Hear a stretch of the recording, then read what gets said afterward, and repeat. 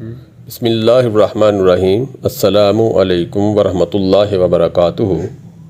مقصود خادم channel کی طرف سے آج ہم اپنے دوستوں سے شیطان کے زور کے متعلق قرآن پاک کی روح سے بات کریں گے۔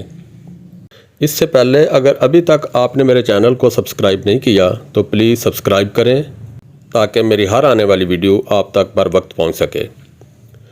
قرآن پاک کی سورہ نمل میں اللہ پاک فرماتے ہیں، جو لوگ مومن ہیں اپنے پروردگار پر بھروسہ رکھتے ہیں، ان پر اس کا کچھ زور نہیں چلتا۔